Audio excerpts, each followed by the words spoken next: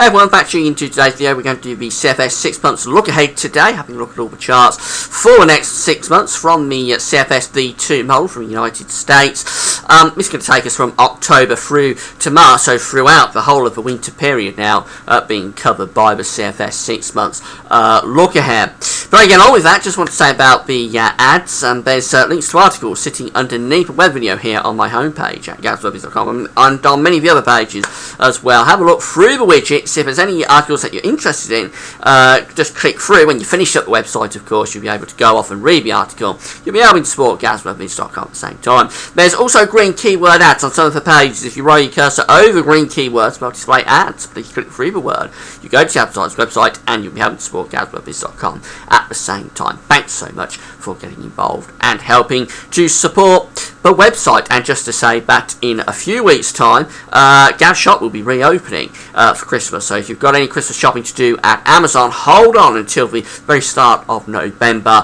when you'll be able to do your Christmas shopping at Amazon. But the key to it will be to click through from Gaz, whether these to Amazon, and at the same time you'll be able to support Gaz Webbies because we'll get a royalty fee on what you're buying. So that's going to be really cool when we get that going at the start of November. Right, let's get on with CFS 6 months look ahead. I want to say right at the outset, if you're a fan of cold weather or a snow lover, snowmantic, look away now. That's what I'm going to say.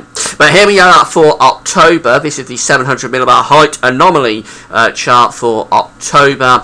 We have got some northern blocking up over Greenland. There we've got the yellow and orange colours. We've got this trough of low pressure in the Atlantic indicating an unsettled month. We've also got this ridge down to the south and to the southwest. So the flow is generally coming from that sort of direction, from a southerly southwesterly month. It's not cold, but it is unsettled with that low pressure providing quite a bit of rainfall.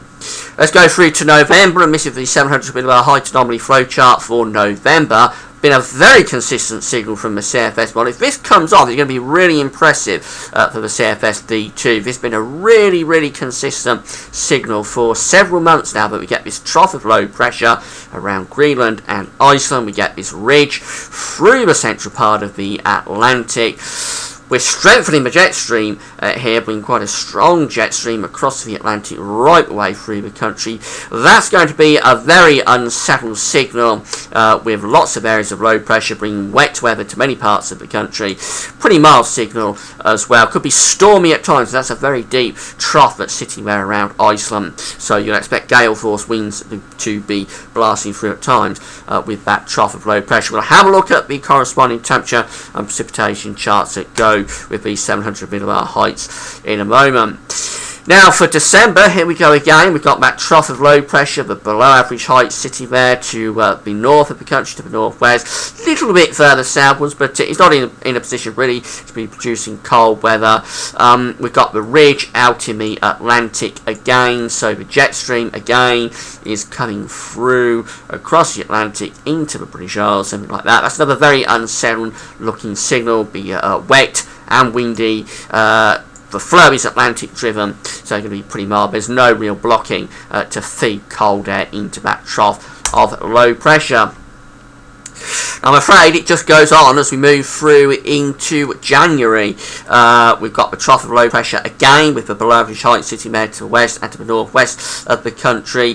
The ridge is setting up down over Spain and Portugal, so the flow is excuse me, probably even more west to southwesterly there, coming in off the Atlantic. The only point of interest really is that we're getting a little bit of a high pressure, some above average heights setting up to the north of Scandinavia, and you can see it better over here as well. That could possibly be threatening some easterlies at times, but to be honest, I think the jet stream is really running through there and into Europe as well, so it's another very unsettled month for January if that's right. Atlantic driven weather with lots of rain and lots of wind as well.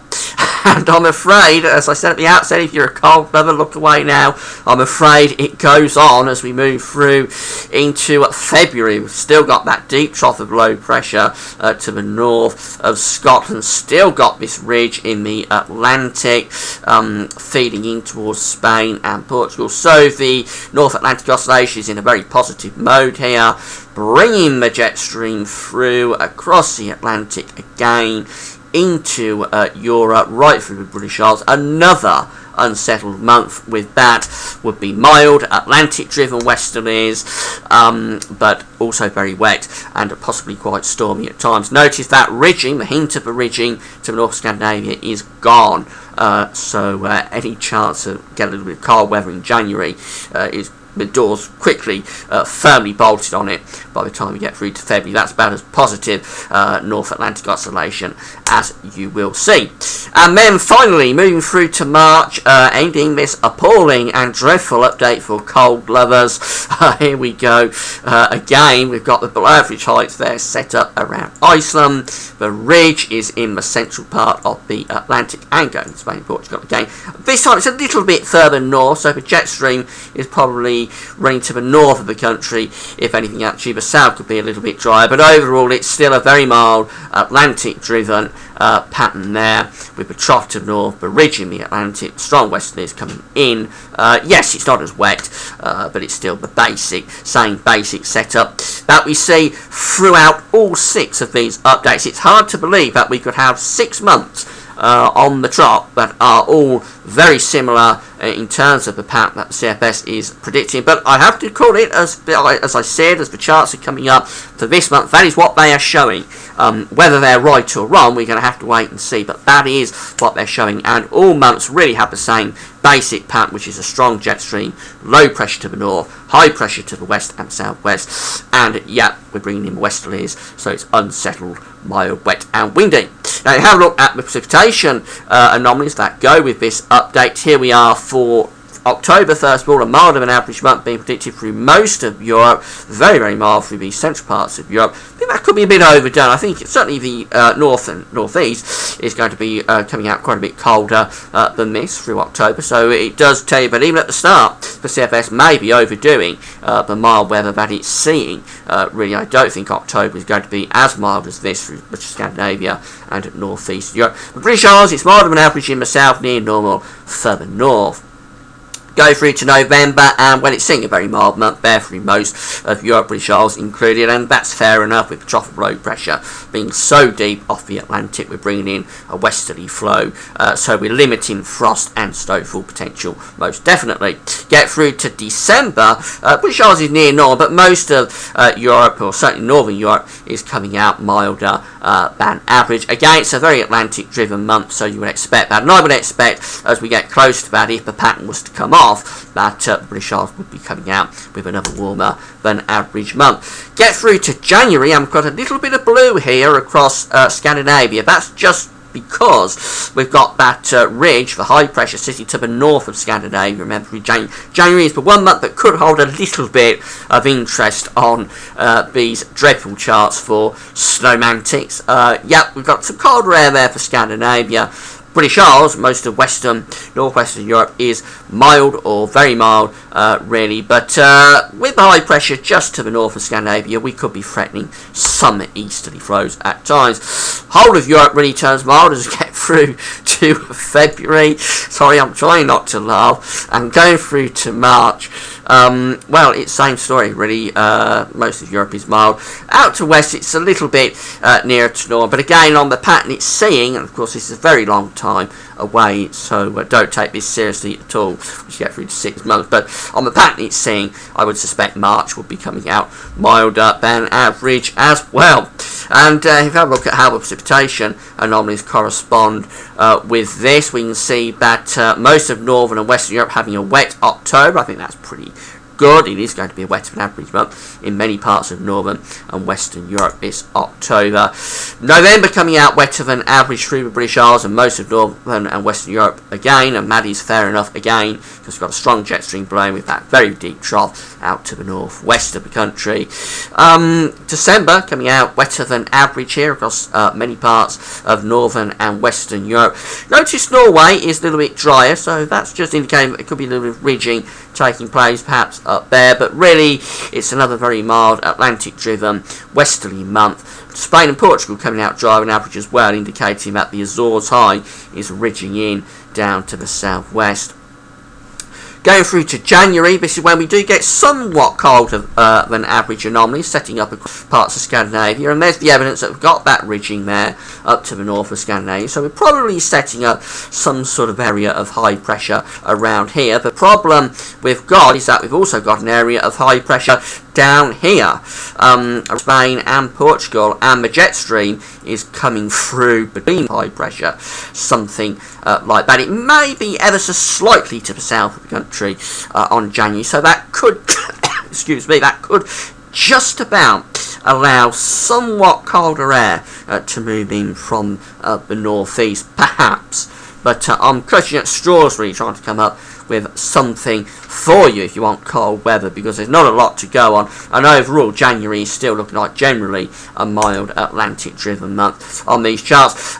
Wetter than average going through to February, and again I think that's fair enough. Be ridging to the north east of the country of Scandinavia is going away, so the jet stream coming back north again through British Isles and into much of northern Europe as well. And then finally going through to March, where we get hints of a little bit of a drier month through March. The high pressure is starting to push northwards, setting up over Spain, over France, ridging down Spain and Portugal. The jet stream by this time is probably running to the north of Scotland in that sort of position, with high pressure building in just there. The low pressure is up there. So March probably brings an end to the deluge.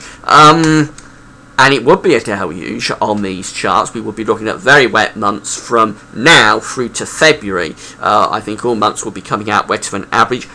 Very, very similar to what happened last year. I have to say these are very similar anomalies, very similar charts. Could always be replicas for what happened last year.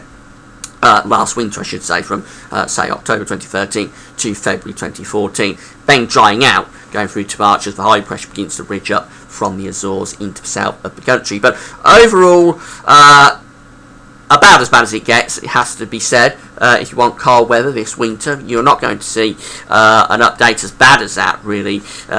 Nothing particularly to go on in any month between now and March for cold weather from the CFS. It's properly flipped. It's probably done a turnaround. It did this last year, and when it did it last year, it stuck with it, and it got pattern right after the flip. Maybe we'll flip back. This is very extreme what it's showing again this month, or this month's update, in terms of these continuous westerlies that it's indicating zonal conditions from now through to March. Very extreme anomalies, so it could be that the model has gone off on a tangent. It could come back, it could flip, so we're going to have to wait and see what it's showing next month. Next month's update will be interesting, see whether it keeps this pattern as it did last year, or whether there's some sort of a change as we go through into November. But I can only call the charts as I'm seeing them. That's what I'm seeing today from the CFS V2. It's an Atlantic driven pattern for the next 6 months. Lots of wet weather, be flooding, I'm sure, be flooding out some parts of the country if this was to come off, and it would be very mild as well. The only month that holds perhaps a little bit of potential for cold weather is January, but overall mild, wet, windy 6 months coming up, and that's it. We'll see what it's showing next month. Sorry about that if you want cold weather. That's all for now, and thanks for watching.